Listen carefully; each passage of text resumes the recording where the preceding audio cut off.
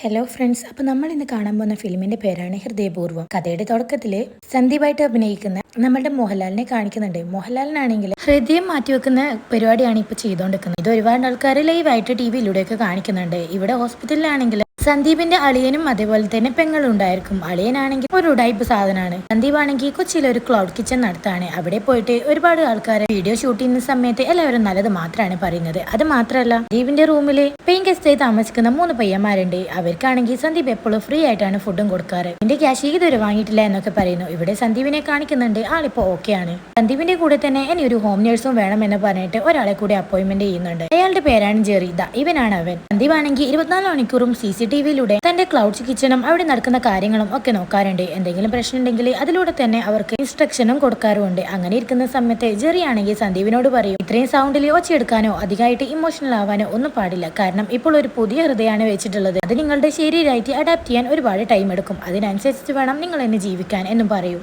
ഇവിടെയാണെങ്കിൽ അവിടെ വർക്ക് ചെയ്തിട്ടുണ്ടായിരുന്ന വിപിനെ കാണിക്കാണ്. അവനാണെങ്കിൽ ആ പെയിൻ ഗസ്റ്റിന് ഫുഡ് കൊടുക്കുന്ന പരിപാടി അങ്ങ് നിർത്തിയിട്ടുണ്ടാവും. കാരണം അവൻ പറയുന്നുണ്ടാവുക, അവരാണെങ്കിൽ കസ്റ്റമേഴ്സിനോട് വെറുതെ ഫുഡ് കഴിഞ്ഞെന്നൊക്കെ പറഞ്ഞിട്ട് ആ ഫുഡും കൂടെ അവരാണ് കേൾക്കാറ് എന്നാണ്. അപ്പൊ സന്ദീപ് ആണെങ്കിൽ നീ ആ കാര്യമൊന്നും നോക്കേണ്ട ആവശ്യമില്ല, ഞാനത് നോക്കിക്കോളാം എന്നും പറയുന്നുണ്ടാവും. സന്ദീപ് അവർ ഒരുപാട് ഹെൽപ്പ് ചെയ്യുന്നുണ്ടാവും. ഇവിടെയാണെങ്കിൽ ഇപ്പൊ ഒരു ബേക്കറിക്കാരൻ അവർക്കെതിരെ കേസ് കൊടുക്കാൻ പോവാണ്. കാരണം എന്താന്ന് വെച്ചാൽ ഇവരൊരു ഷോർട്ട് ഫിലിം എടുത്തിട്ടുണ്ടാവും ആ ബേക്കറിക്ക് വേണ്ടിയിട്ട്. പക്ഷേങ്കിൽ അതിൽ നടിയാണെങ്കിൽ ട്യൂമർ വന്ന് മരിക്കും. അതിന് മുന്നേ അവരൊരു ലഡു കഴിച്ചിട്ടുണ്ടാവും. എന്നാൽ ഈ കള്ളപ്പഹയന്മാർ എന്ത് ചെയ്തു എന്ന് വെച്ചാൽ ട്യൂമർ വന്ന് മരിക്കും എന്നത് ഷോർട്ട് ഫിലിമിലെ കാണിച്ചിട്ടുണ്ടാവില്ല. അതിനു പകരം ബേക്കറിയിലെ ലഡു കഴിച്ചതും നായിക മരിച്ചതായിട്ട് കാണിച്ചിട്ട് എന്റെ കച്ചവടം കുറഞ്ഞു, ഏറ്റവും ബെസ്റ്റ് സെല്ലിംഗ് ആയിട്ടുള്ള എന്റെ ലഡു കച്ചവടം പൂട്ടിച്ചവരാണ് ഇവരെന്നൊക്കെ പറയാണ്. ഇതും ഒക്കെ ആക്കിയത് സന്ദീപായിരുന്നു. ഇവിടെയാണെങ്കിൽ സന്ദീപിന്റെ അളിയനെയും പെങ്ങളെയും കാണിക്കാണ്. സന്ദീപിന്റെ അളിയനാണെങ്കിൽ ഇപ്പൊ വളരെ വിഷമത്തിലാണ്. കാരണം സ്വത്ത് വീതം വെക്കുന്ന സമയത്ത് സന്ദീപിനോടാണെങ്കിൽ തറവാടി പെങ്ങൾക്ക് കൊടുക്കണം എന്ന് പറഞ്ഞിട്ട് വാശി പിടിച്ചിട്ട് അത് വാങ്ങിയെടുത്തു. അത് മാത്രമല്ല, ഇപ്പൊ ആണെങ്കിൽ സന്ദീപിന്റെ കയ്യിലുണ്ടായിരുന്ന ചതുപ്പ് നിലയത്തിൽ മെട്രോക്ക് വേണ്ടിയിട്ട് പണി നടക്കുന്ന സമയത്ത് സന്ദീപ് കൊടുത്തതും സന്ദീപിന് ഒരുപാട് ക്യാഷ് കിട്ടിയത് ഇയാൾ അറിയാണ്. അവന്റെ കയ്യിൽ ഒരുപാട് ക്യാഷ് ഉണ്ട്. അവനാണെങ്കിൽ കല്യാണം വരെ കഴിച്ചിട്ടില്ല. ബാക്കിയുള്ള സ്ഥലം കൂടെ ഇനി ആ മെട്രോക്ക് വേണ്ടി വരും. അങ്ങനെയാണെങ്കിൽ അതെങ്ങനെയും കയ്പിലാക്കണമെന്ന് ആണ് ഇപ്പൊ നമ്മൾ അളിയന്റെ ചിന്താഗതി. അതിനു വേണ്ടിയിട്ട് ഒരു കൊച്ചനെയും കൂട്ടിട്ട് സന്ദീപിനെ കാണാൻ വേണ്ടി പോയിട്ടുണ്ടാവും. സന്ദീപ് കല്യാണം കഴിക്കാത്തതിന്റെ കാരണം എന്താന്ന് വെച്ചാൽ കല്യാണ തലേന്ന് ഒന്നും കുഴപ്പമുണ്ടായിരുന്നില്ല. രാവിലെ താലി എടുക്കാൻ വേണ്ടി ഒന്ന് തീർന്നതും പെണ്ണ് മറ്റൊരുത്തന്റെ കൂടെ ഒളിച്ചോടി പോയിട്ടുണ്ടാവും. ഇവിടെ കൊച്ചനൊക്കെ ഇരുന്ന് സംസാരിക്കുന്ന സമയത്ത് അളിയൻ പറയും, നിനക്ക് ഈ ഹാർട്ടിന്റെ പ്രോബ്ലം വരാനൊക്കെ കാരണം എന്താ വെച്ചാൽ തറവാട് ഞാൻ വാങ്ങിയതുകൊണ്ടാണ്. നീ ഒരു കാര്യം ചെയ്യും, ആ ചതുപ്പ് നിലയം എനിക്ക് തന്നേക്ക്, തറവാട് നീ തന്നെ എടുത്തു എന്ന് പറയും. അളിയന്റെ സ്വഭാവം നന്നായിട്ട് അറിയുന്ന സന്ദീപ് ആണെങ്കിൽ എന്നാ പിന്നെ ഞാൻ എന്താക്കാം, ചതുപ്പ് നിലയം വിൽക്കാൻ വേണ്ടി പോവാണ്, എന്നിട്ട് അതിന്റെ ക്യാഷ് കൊണ്ട് തറവാട് വാങ്ങാം എന്ന് പറയും. കൊച്ചനും ഈ ഒരു കാര്യത്തിന് ഏർപ്പാട് സമ്മതിച്ചു കൊടുക്കാണ്. അതൊക്കെ കഴിഞ്ഞ് രാത്രിക്ക് സന്ദീപ് കിടന്നുറങ്ങുന്ന സമയത്ത് ജെറിനോട് കല്യാണത്തിന്റെ അന്ന് സംഭവിച്ച കാര്യങ്ങളെല്ലാം പറഞ്ഞിട്ടുണ്ടായിരിക്കും. അന്നേ ദിവസം രാത്രി ഏതോ ഒരു പെണ്ണാണെങ്കിൽ അവളാണെങ്കിൽ മറ്റാരുമല്ല, സന്ദീപ് കല്യാണം കഴിക്കാൻ വേണ്ടി താലി എടുത്തപ്പോ തീരുന്ന സമയത്ത് ഒളിച്ചോടി പോയ പെണ്ണാണ്. ഇവളുടെ പേര് രജനി എന്നാണ്. തന്റെ മകള് പറഞ്ഞിട്ടാണ് താൻ വിളിക്കുന്നത് എന്നും ഇങ്ങനെ അന്ന് സന്ദീപിനെ കല്യാണം കഴിച്ചാൽ എനിക്ക് നല്ലൊരു അച്ഛനെ, ഗ്ലാമറുള്ളൊരു അച്ഛനെ തന്നെ കിട്ടുമായിരിക്കും എന്നൊക്കെ പറയുന്നുണ്ടാവും. ഇപ്പൊ ഇവളുടെ ഭർത്താവാണെങ്കിൽ മറ്റൊരു പെണ്ണിന്റെ കൂടെ ഓടിപ്പോയിട്ടുണ്ടാവും. ഇതൊക്കെ അറിഞ്ഞിട്ട് സന്ദീപിനെ എങ്ങനെയെങ്കിലും വളച്ചെടുക്കണം എന്നും പറഞ്ഞിട്ടായിരിക്കും അവനെ വിളിച്ചിട്ടുണ്ടാകുക. കാര്യം മനസ്സിലാക്കി സന്ദീപ് ആണെങ്കിൽ അതൊക്കെ ഒഴിഞ്ഞു മാറി പോവാണ്. വെറുതെ ചിരിച്ചുകൊണ്ടിരിക്കും. പിറ്റേ ദിവസം അവനൊരു കോള് വരാണ്. സംഭവത്തിൽ ഇവന്റെ ഹാർട്ട് കേണൽ രവീന്ദ്രൻ എന്ന പേരുള്ള ഒരാളുടെ ആയിരിക്കും. അയാളുടെ മകളാണ് വിളിച്ചിട്ടുണ്ടാകുക. തന്റെ അച്ഛന്റെ ഹാർട്ട് നൽകിയ ആളെ എനിക്കൊന്ന് കാണാൻ പറ്റുമോ എന്ന രീതിയിലാണ് ചോദിച്ചിട്ടുണ്ടാകുക. അതിനെന്താ, അവർക്ക് കാണണേയും കണ്ടോട്ടെ എന്നതായിരിക്കും സന്ദീപിന്റെ മറുപടി. അങ്ങനെ ഇരിക്കുന്ന സമയത്ത് വിപിനാണെങ്കിൽ സന്ദീപിനോട് പറയും, ശരിക്കും പറഞ്ഞാൽ ചേട്ടൻ ചെയ്തത് തെറ്റാണ്, ചേട്ടനാണ് അവരെ പോയി കാണേണ്ടത്, ചേട്ടൻ ഇന്ന് ജീവിച്ചിരിക്കുന്നതിന് കാരണം തന്നെ അവരാണ് എന്നൊക്കെ പറയും. അപ്പോഴായിരിക്കും സന്ദീപിനും ഓ ശരി തന്നെയാണ്, ഞാനായിരുന്നു പോയി കാണേണ്ടത് എന്ന ബോധം തന്നെ വന്നിട്ടുണ്ടാവും. ഇവിടെ ഈ 3 പയ്യന്മാരോട് സന്ദീപ് ഈ കാര്യം പറയുന്ന സമയത്ത് എന്നാ പിന്നെ നമ്മളത് ഷൂട്ട് ചെയ്തോട്ടെ എന്നായിരിക്കും അവന്മാര് ചോദിച്ചിട്ടുണ്ടാവുക. സന്ദീപ് പറയും, എന്ത് വേണമെങ്കിൽ ചെയ്തു, അതൊന്നും വലിയൊരു കുഴപ്പമായിട്ട് എനിക്ക് തോന്നുന്നില്ല എന്ന്.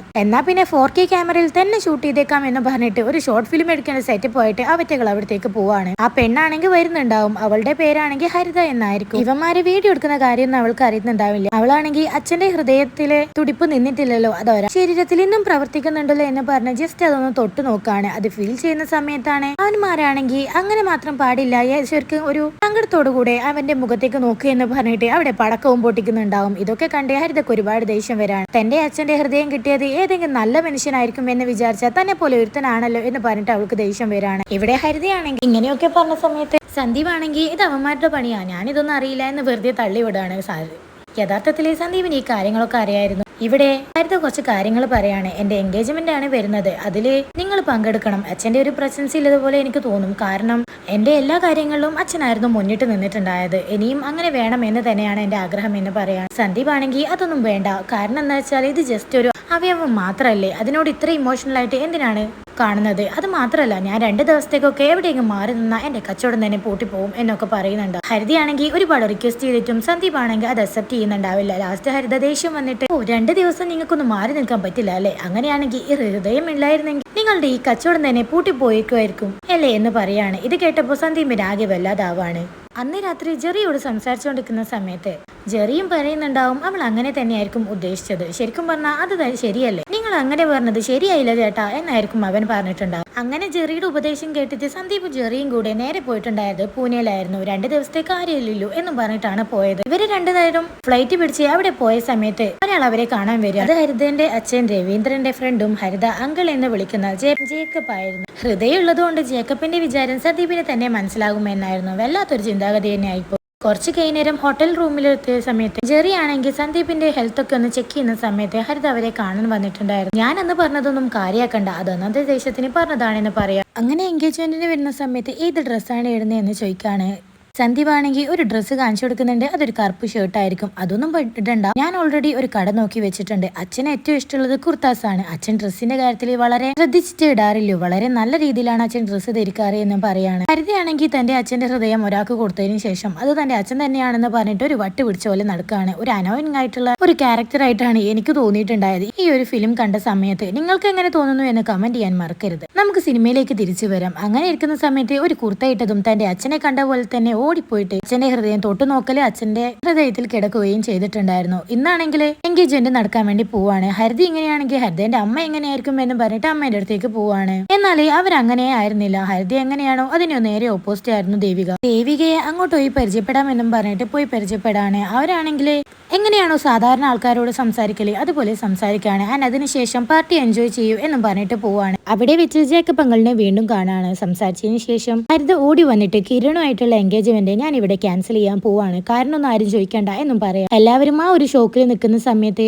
കിരണിന്റെ ഫ്രണ്ട്സ് ആണെങ്കിൽ അവിടെ വന്ന് വഴക്കിടാണ്. ലാസ്റ്റ് മിനിറ്റില് ഇതേപോലെ എൻഗേജ്മെന്റ് ഒന്നും ക്യാൻസൽ ചെയ്യാനൊന്നും പറ്റില്ല എന്നും പറഞ്ഞിട്ടായിരുന്നു. ഹരിതയുടെ കേക്കൊക്കെ കയറി പിടിക്കുന്നുണ്ട്. ദേഷ്യം വന്ന സന്ദീപ് ആണെങ്കിൽ അവളെ രക്ഷിക്കാൻ വേണ്ടി അവിടെ പോയതായിരിക്കും. സന്ദീപിനെ ഒരുത്തൻ പിടിച്ച് തള്ളിയതും ജെറി ഓടി വന്ന് അവന്റെ മുഖത്തിട്ട് 2-3 തല്ല് കൊടുക്കാണ്. പിന്നീട് അവിടെ ഒരു കൂട്ടടിയായിരുന്നു. അങ്ങനെ അടി നടക്കുന്ന സമയത്ത് സന്ദീപിനാണെങ്കിൽ ഒരുത്തന്റെ കയ്യിൽ നിന്ന് നല്ലൊരു ചവിട്ട് കിട്ടും. അവനാണെങ്കിൽ തെറിച്ചു പോയി താഴെ വീഴുകയും ചെയ്യുന്നുണ്ടാവും. ഇത് കണ്ട് എല്ലാരും പേടിച്ചു നിൽക്കാണ്. സന്ദീപ് കണ്ണു തുറന്ന് നോക്കിയതും അവരുണ്ടായത് ഒരു ഹോസ്പിറ്റലിലായിരുന്നു. ഞാൻ നാളെ തന്നെ തിരിച്ചു പോവാണ് എന്ന് ന്യൂസ് കേട്ടതും ഹരിതയാണെങ്കിൽ ഇനിയിപ്പോ 2 ആഴ്ചത്തേക്ക് നാട്ടിൽ പോകാൻ പറ്റില്ല. അതിനൊരു കാരണമുണ്ട്. നിങ്ങൾക്കാണെങ്കിൽ കിടന്നിട്ട് മാത്രമേ പോകാൻ പറ്റൂ. ഫൈനൽ കോഡിന് ചെറിയൊരു പ്രശ്നം പറ്റിയിട്ടുണ്ട്. അതുകൊണ്ട് അധികം കിടക്കാനോ ഇരിക്കാനോ പറ്റൂല. എന്നാലും കുഴപ്പമില്ല, ഇരിക്കാൻ പാടില്ല. ഫ്ലൈറ്റിന് പോകുമ്പോൾ എന്തായാലും കുറച്ച് സമയം ഇരിക്കണം. അതെന്തായാലും വളരെ റിസ്ക് ആയിരിക്കും എന്നും പറയാണ്. ഇത് കേട്ട് സന്ദീപിന് ആകെ ദേഷ്യം വരുന്നുണ്ട്. ഒന്നും ചെയ്യാൻ പറ്റാത്ത ഒരു അവസ്ഥയാണ്. എന്റെ വീട്ടിൽ പോവാമെന്ന് ഹരിത നിർബന്ധിച്ചുകൊണ്ടിരിക്കുകയാണ്. ഇവിടെ ജെറീനെയും കാണിക്കുന്നുണ്ട്. ജെറിക്കാണെങ്കിൽ നല്ലപോലെ അടി കിട്ടിയിട്ടുണ്ടായിരുന്നു. കഴുത്തിലൊരു ബെൽറ്റും അതേപോലെ തലക്കടി കിട്ടിയിട്ട് കെട്ടൊക്കെ ഉണ്ടായിരുന്നു. എന്നാ പിന്നെ ഈ ഇതിൽ റിസ്ക് എടുക്കണ്ട, ഹരിതന്റെ വീട്ടിലേക്ക് പോവാമെന്ന് പറഞ്ഞിട്ട് ഹരിത കാറും കൊണ്ട് വരുമ്പോ രണ്ടും കൂടെ അതിൽ കയറി പോവാണ്. ഹരിതന്റെ വീട്ടിലെത്തിയതും ദേവികയാണെങ്കിൽ ഓൾറെഡി അവർക്ക് റൂം സെറ്റാക്കി വെച്ചിട്ടുണ്ടായിരുന്നു. എല്ലാ കാര്യങ്ങളും പറഞ്ഞ് മനസ്സിലാക്കി കൊടുക്കാണ്. അവിടെ ഉണ്ടായിരുന്ന വേലക്കാരിയാണെങ്കിൽ തന്റെ യജമാനെ കണ്ടത് കരയുന്നുണ്ട്. അത് മാത്രമല്ല കൈകൂപ്പി സംസാരിക്കുകയൊക്കെ ചെയ്യുന്നുണ്ടാവും. ഇവർക്കൊക്കെ അയാളുടെ ഹൃദയം സന്ദീപിന്റെ ദേഹത്തുള്ളത് കൊണ്ടാണ് സന്ദീപ് ഇത്രയും സ്പെഷ്യൽ ആയിട്ടുള്ള ട്രീറ്റ്മെന്റ് കൊടുക്കുന്നത്.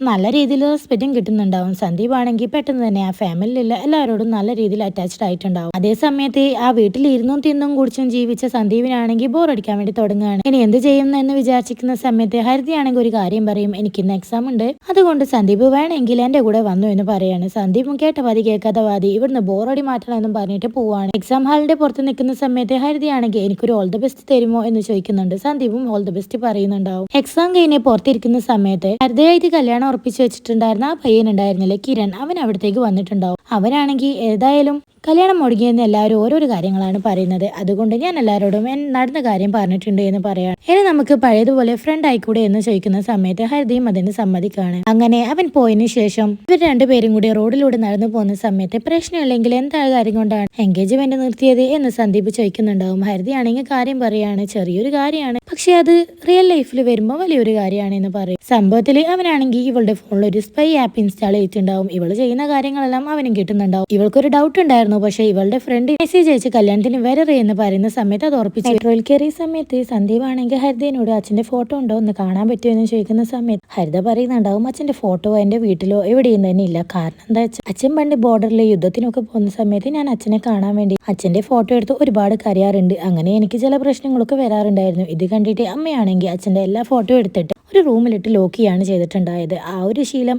നിന്നിട്ടേ ഉണ്ടായിരുന്നില്ല. അത് മാത്രമല്ല അച്ഛൻ മരിച്ചു എന്ന് ഞാൻ ഇപ്പോഴും വിശ്വസിക്കുന്നില്ല. അതുകൊണ്ട് തന്നെ അച്ഛന്റെ ഫോട്ടോ അവിടെ ഇവിടെയും വെച്ചാൽ അച്ഛൻ മരിച്ചു എന്ന് വിചാരിച്ചിട്ട് ഞാൻ വീണ്ടും കരയാൻ തുടങ്ങും എന്ന് പറയാം. ഇവിടെ ഹരിതയാണെങ്കിൽ എൻഗേജ്മെന്റ് കഴിഞ്ഞതിന് ശേഷം ബാക്ക് ടു ഫ്രീഡം എന്നൊക്കെ പറഞ്ഞിട്ട് സ്റ്റാറ്റസ് ഇട്ടിട്ടുണ്ടാവും. അത് കേട്ടിക്ക് രണ്ട് അമ്മയാണെങ്കിൽ ഹരിതയുടെ അമ്മേനെ വിളിച്ചിട്ട് ദേവികേനെ വിളിച്ച് ഒരുപാട് കുറ്റം പറഞ്ഞിട്ടുണ്ടാവും. ഇത് കേട്ട ഹരിത എന്തിനെങ്ങനെ ചെയ്തേ എന്നൊക്കെ ദേവിക ചോദിക്കുന്നുണ്ടാവും. അതേ സമയത്ത് ഹരിതയാണെങ്കിൽ ഒന്നും തന്നെ പറയുന്നുണ്ടാവില്ല. അവർ തമ്മിൽ അടിയുണ്ടാകുന്ന സമയത്ത് സന്ദീപ് ഇടയ്ക്ക് കയറാണ്. അത് മാത്രല്ല സന്ദീപ് പറയുന്നുണ്ടാവും ഹരിത നീ ചെയ്തത് തെറ്റാണ്, കാരണം എൻഗേജ്മെന്റ് ക്യാൻസൽ ആയതിന്റെ വിഷമം ഇപ്പോഴും നിന്റെ മനസ്സിലുണ്ട്, അതില്ല എന്നറിയിക്കാൻ വേണ്ടിയിട്ടാണ് നീ ഇങ്ങനെ ഓരോന്ന് ചെയ്തു കൂട്ടുന്നത് എന്ന് പറയാണ്. ഇത് കേട്ടതും ഹരിതക്ക് ദേഷ്യം വരികയാണ്. ഹരിത ഒന്നും പറയാതെ അവിടെ നിന്ന് ഇറങ്ങി പോകുന്നുണ്ടാവും. അതൊക്കെ കഴിഞ്ഞ് രാത്രിയാവാണ്. എല്ലാരും ഭക്ഷണം കഴിച്ച് കിടന്നുറങ്ങാൻ നോക്കുന്ന സമയത്ത് ദേവികയാണെങ്കിൽ സന്ദീപിനെ കാണാൻ വരുന്നുണ്ടാവും. ഒരുപാട് താങ്ക്സ് പറയാണ്. കാരണം എന്താ വെച്ചാൽ ആരും തന്നെ ഇതുവരെയായിട്ടും ദേവികയുടെ സൈഡിൽ നിന്ന് സംസാരിച്ചിട്ടില്ല. മരിച്ചുപോയ തന്റെ ഭർത്താവ് രവീന്ദ്രൻ പോലും ഇങ്ങനെ സംസാരിച്ചിട്ടുണ്ടായിരുന്നില്ല. തന്റെ മകൾ ചെയ്ത തെറ്റ് അവൾ അക്സെപ്റ്റ് ചെയ്യും എന്ന് ഞാൻ വിചാരിക്കുന്നു. താങ്കൾ ചെയ്തതിന് ഒരുപാട് നന്ദിയുണ്ട് എന്ന് പറഞ്ഞ് ഒരു ലോഡ് ഗുഡ് നൈറ്റും പറഞ്ഞിട്ടായിരിക്കും അവിടുന്ന് പോകുന്നുണ്ടാവുക. ഇതൊക്കെ കണ്ട് ജെറിക്കാണെങ്കിൽ എന്തോ ഒരു ഡൗട്ട് തോന്നാണ്. തന്റെ ഹൃദയം ഇപ്പൊ മാറ്റി വെച്ചിട്ടല്ലുള്ളത്. ആ രവീന്ദ്രന്റെ ഭാര്യനോട് തനിക്ക് എന്തെങ്കിലും ഡിങ്കോൾഫി ഉണ്ടോ എന്നൊക്കെ ചോദിക്കുന്നുണ്ടാവും. അതേ സമയത്ത് സന്ദീപ് ആണെങ്കിൽ എനിക്ക് അങ്ങനെയൊന്നും ഇല്ലടാ, അങ്ങനെ ഒരിക്കലും ഉണ്ടാവില്ല എന്ന് പറയുന്നുണ്ടാവും. ആ ഒരു ടോക്ക് അവിടെ കഴിയാണ്. ഇവിടെ സീൻ കട്ടാവാണ്. ഇവിടെ ഹരിത ദേവിക എന്നുള്ള പ്രശ്നം കൂടാതെ സന്ദീപിനെയാണെങ്കിൽ ആ രജനി എന്ന് പറഞ്ഞ ആ പെണ്ണുമ്പിള്ള വിളിച്ചിട്ട് ഇടക്കിടക്ക് സമാധാനക്കേടാക്കും. എല്ലാം കൊണ്ട് ദേഷ്യം വന്നിരിക്കുന്ന സമയത്ത് പിറ്റേ ദിവസം രാവിലെ ജേക്കബ് അങ്കിൾ അവിടത്തേക്ക് വരികയാണ്. രവീന്ദ്രൻ മരിക്കുന്ന അന്നേ ദിവസം ഒരു 2 ദിവസം മുന്നേ വരെ അവൻ എന്നോട് ഭയങ്കര ദേഷ്യമായിരുന്നു. അതെന്താ കാരണം തന്നെ എനിക്ക് പറഞ്ഞു തരണം എന്ന് പറയാം. അയാൾ തന്നോട് ദേഷ്യപ്പെട്ട ഞാൻ എന്ത് ചെയ്യാനാ എന്ന് പറയുന്ന സമയം അല്ല അഥവാ അതങ്ങനെ ഓർമ്മ വന്നെങ്കിൽ എന്നോട് പറയണേ എന്ന് പറഞ്ഞിട്ടായിരിക്കും പോയിട്ടുണ്ടാവും. ഇവിടെ ചെറിയും സന്ദീപും വീട്ടിലേക്ക് വരുന്ന സമയത്ത് അമ്മയും മോളും കൂടെ വീണ്ടും മടി നടക്കാണ്. കാര്യം എന്താണ് പറയാൻ പറ്റുമെങ്കിൽ പറഞ്ഞോളൂ എന്ന് പറയുന്ന സമയത്ത് ദേവിക പറയാണ് തന്റെ അച്ഛൻ കിടപ്പ് രോഗിയാണ്. അയാളാണെങ്കിൽ ഇതുവരെ മരിക്കും എന്ന് വിചാരിച്ചിട്ട് മരിക്കുന്നുമില്ല. ഗംഗാജലം വരെ കൊടുത്തു നോക്കി എന്നിട്ടും മരിക്കുന്നില്ല. എന്തോ ഒരു മോക്ഷം കിട്ടാനുണ്ട് എന്നാൽ മാത്രം മരിക്കൂ എന്നാണ് എല്ലാവരും പറയുന്നത്. യഥാർത്ഥത്തിൽ രവീന്ദ്രൻ മരിക്കുന്നതിന് മുന്നേ ഇവന്റെ അച്ഛനുമായിട്ട് വളരെ വലിയ പ്രശ്നം ഉണ്ടായിരുന്നു. അതുകൊണ്ട് തന്നെ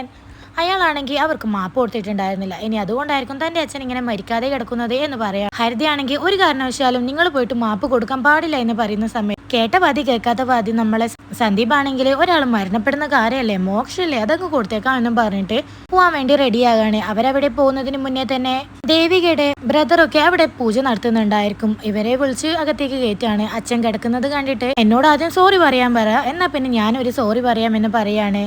ദേവികയുടെ ബ്രദർ ആണെങ്കിൽ ഒരു കാര്യം പറയുന്നുണ്ടാവും, അച്ഛനാണെങ്കിൽ വലിയ കർക്കശക്കാരനാണ്, ഒരിക്കലും സോറി ഇങ്ങോട്ട് പറയില്ല എന്ന്. അല്ല എന്നാലും ഈ സോറി ഒന്നും പറയാതെ വെറുതെ ഒരു സോറി അങ്ങനെ കൊടുക്കാൻ പറ്റുമോ? അപ്പൊ ദേവികയുടെ ബ്രദർ ആണെങ്കിൽ ജസ്റ്റ് ഒന്ന് ഞാൻ ക്ഷമിച്ചിരിക്കുന്നു എന്ന് മാത്രം പറഞ്ഞാൽ മതി എന്ന് പറയാം. എന്നാ പിന്നെ ഇവർ തമ്മിൽ പ്രശ്നം എന്താണെന്ന് കേൾക്കട്ടെ എന്ന് പറയും. ഈ യഥാർത്ഥത്തിൽ ദേവിക സ്നേഹിച്ചിട്ടായിരുന്നു കല്യാണം കഴിച്ചിട്ടുണ്ടായത്, അതും ഒരു ജാതിയിൽ താന്നൊഴുത്തനെ. അത് ഇഷ്ടപ്പെടാത്ത അച്ഛനാണെങ്കിൽ വളരെ ദേഷ്യത്തിലായിരുന്നു. രണ്ടുപേരും പട്ടാളത്തിലായിരുന്നു ഉണ്ടായത്. ദേവികയുടെ ഭർത്താവ് രവീന്ദ്രനാണെങ്കിൽ വലിയൊരു കേസ് തെളിയിക്കുകയും ഒരുപാട് സാധനങ്ങൾ പിടിച്ചെടുക്കുകയും ചെയ്തിട്ടുണ്ടായിരുന്നു. ഇതിലൂടെ എന്തെങ്കിലും പണി കൊടുക്കുക എന്നും പറഞ്ഞിട്ട് അതിൽ ഒരുപാട് സാധനങ്ങൾ രവീന്ദ്രൻ മുക്കി എന്നും പറഞ്ഞിട്ട് അച്ഛൻ കേസ് കൊടുത്തിട്ടുണ്ടായിരുന്നു. 3 വർഷത്തെ കോർട്ട് മാർഷൽ ഒക്കെ അറ്റൻഡ് ചെയ്തതിനു ശേഷം 3 വർഷം ജോലിയിൽ നിന്നും വിട്ടുനിന്നു എന്നൊക്കെ പറയാണ്.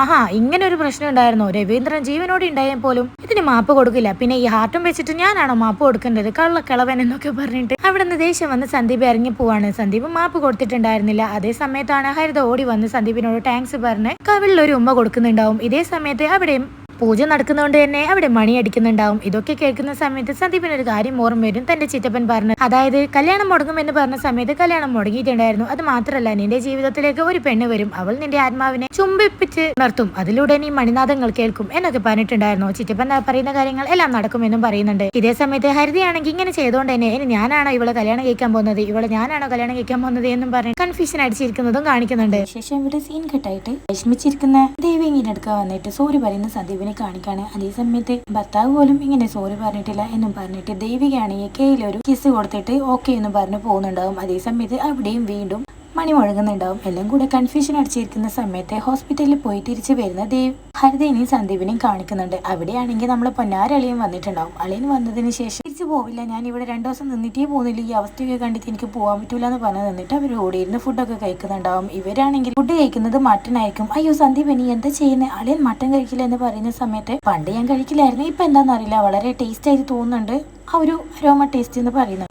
അതേ സമയത്ത് ഹരിതയാണെങ്കിൽ എൻ്റെ അച്ഛനും മട്ടൻ ഒരുപാട് ഇഷ്ടമായിരുന്നു എന്ന് പറയാണ്. ഞാൻ വായിച്ചിട്ടുണ്ട് ഈ ഹൃദയമൊക്കെ മാറ്റി വെക്കുന്ന സമയത്ത് ഇങ്ങനെയുള്ള ചെറിയ ചെറിയ കാര്യങ്ങളും മാറ്റം വരുമെന്ന്. മനുഷ്യന്മാരോട് ഇതേപോലെ സ്നേഹം വരുമെന്ന് ചോദിക്കുന്നുണ്ടാവും നമ്മൾ അളിയൻ. അപ്പോഴാണെങ്കിൽ പറയാൻ പറ്റില്ല, ചിലപ്പം വരുമെന്നായിരുന്നു ഹരിത പറഞ്ഞിട്ടുണ്ടാവും. ജെറീനോട് അളിയനാണെങ്കിൽ സന്ദീപ് അവർ രണ്ടാളോട് എങ്ങനെയാണെന്ന് ചോദിക്കും. കുഴപ്പമില്ല, നല്ല സ്നേഹത്തിലാണെന്ന് പറയുന്നുണ്ടാവും. അളിയ യഥാർത്ഥത്തിൽ വന്നത് എന്തിനാന്ന് വെച്ചാല് ആ ഒരു മെട്രോന്റെ പണി നടക്കുന്നുണ്ട്, അതുകൊണ്ട് പേപ്പേഴ്സ് ഒക്കെ ഞാൻ കൊണ്ടുവന്നിട്ടുണ്ട്, അതിപ്പം നീ പെങ്ങളെ പേരിലേക്ക് മാറ്റിയേക്ക്, ഞാൻ അവിടെ പോയി അത് നിന്റെ പേരിൽ മാറ്റി അങ്ങനെയൊക്കെ ചെയ്തു തരാമെന്ന് പറയാണ്. എന്തിനാണ് എന്റെ പൊന്നളിയൻ ഇത്രയും കഷ്ടപ്പെടുന്നത്, ഞാൻ ഓൾറെഡി പേപ്പറിനൊക്കെ സൈൻ ചെയ്ത് അത് അവിടെ കൊടുത്തിട്ടാണ് വന്നത് എന്ന് പറയാണ്. ഇനി ഇവിടെ നിന്നിട്ട് കാര്യമില്ല എന്ന് അളിയന് മനസ്സിലാവുമ്പോൾ അത് പെങ്ങളെ വിളിച്ച് പറയാണ്. പിറ്റേ ദിവസം രാവിലെ ഇവരുടെ കൊഞ്ചിക്കൊഴിയിലൊക്കെ കണ്ടിട്ട് അളിയനാണെങ്കിൽ ഒരു ദേഷ്യമൊക്കെ വരുന്നുണ്ട്. പക്ഷേങ്കിൽ അവിടെ ഇനി നിൽക്കാൻ പറ്റില്ലല്ലോ, അതുകൊണ്ട് തിരിച്ചു പോവാണ്.